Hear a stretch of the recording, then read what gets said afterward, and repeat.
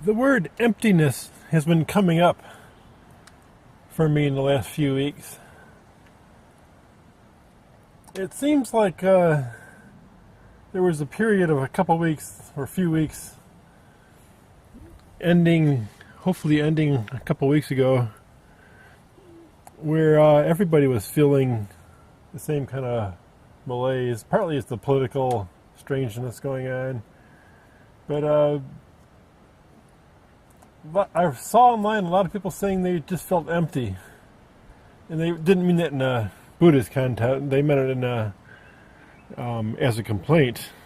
So I got emptiness down as a complaint and as a goal, just as a contrast here.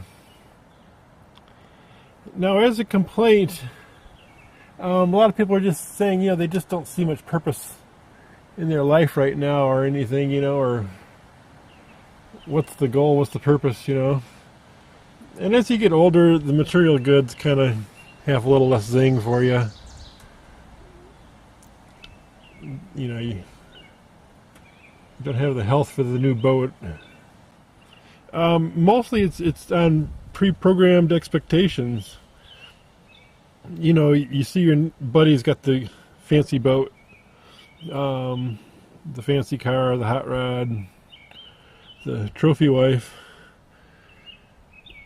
So yeah, we compare ourselves to others, and people put their best foot forward, and we see the good, we don't see the bad. So often, their lives look wonderful to us, and most of the time they're not any happier than we are. It's kind of a game we all play here.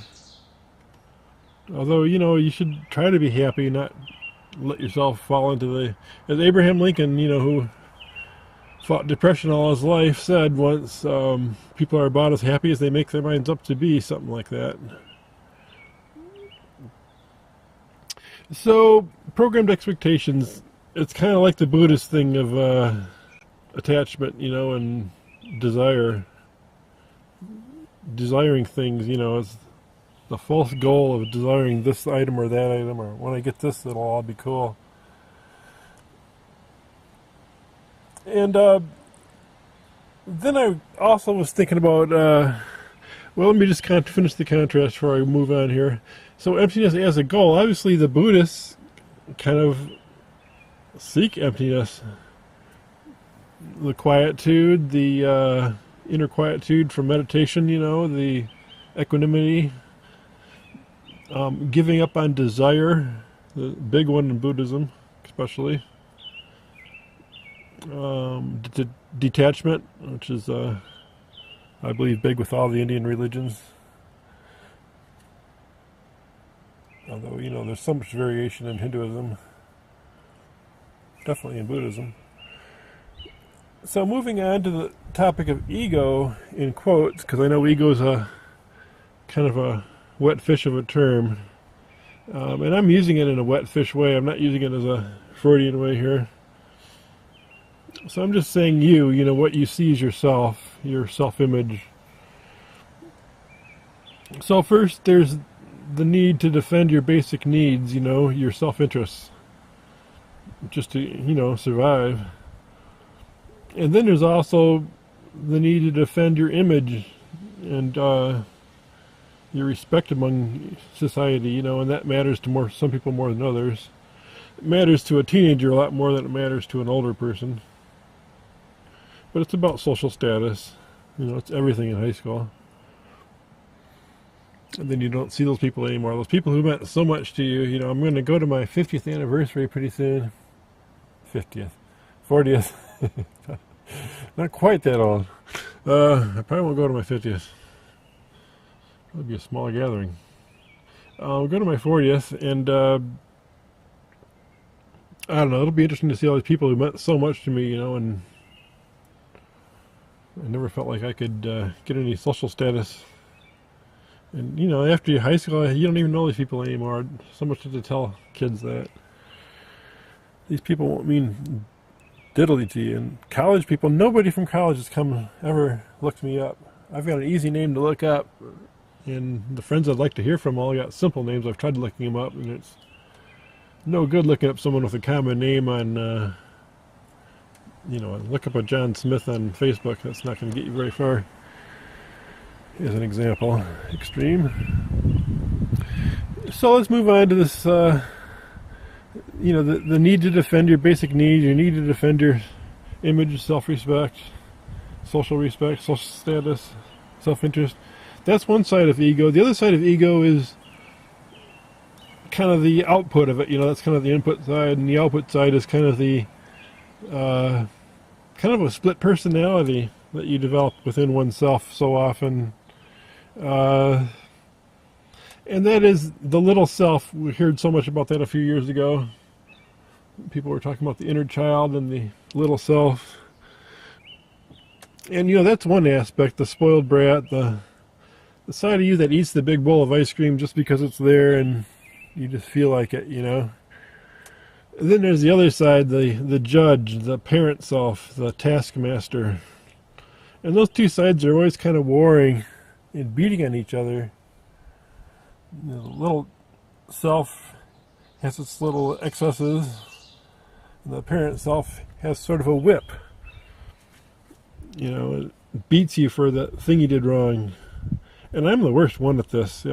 This came up in comments. I was talking to somebody in comments on somebody else's video, and I was saying, take away the whip from, it all goes back to the same old thing I've been saying and learning for the last few years, is to focus and let go. Observe and let go. Or notice and let go is the way I usually say it. So notice that circumstance that's undesirable in your life, and notice what you're doing, what you're feeling. Notice it all, and then just let it go. Acknowledge it and let it go. That's the truth of it. Acknowledgement, and then you can let it go. The beating you with the same old, beating yourself up with the same old failure a million times, it does absolutely no good for anything. And like I said, I'm the worst one of this. I keep beating myself up for a bicycle. When I was a kid in elementary school, and I had a brand new bicycle, well, it was probably a half year or a year and a half old at this point. Anyway, it was new for me. It's just a single-speed Schwinn. I'd love to have it now, though. My dad had talked me into getting a single-speed over could have got a 3-speed, but he talked me into getting a single-speed anyway. I'd walked home with my friends. We were about a little over a mile from school, elementary school. I'd walk with my friends, lived on the same kind of side of town as I did. Two friends I always walked with, Colin and Jamie. And I got about 2/3 of the way home and said, oh, shoot, I left my bicycle on the bike rack. I rode my bike to school today. And I was just too lazy and too engulfed in the conversations to, turn around. I wish I would have turned around and gone back and gotten it, And, of course, the next day, hoping it would still be the next day, and, of course, it wasn't.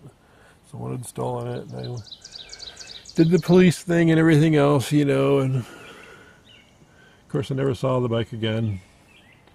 And, I've recall that over and over again and beat myself with that same whip. What does beating myself up over that one instance do for me? Absolutely nothing. Notice your negligence and let it go. That's what you got to do in life, is notice your shortcomings, notice your neglects, notice your prejudices, notice your undue, negative reactions to people's and situations and things, and then just let it go. Notice, let go. If you notice, acknowledge, you just won't hurt. If you notice that you're hurting yourself, you won't keep hurting yourself.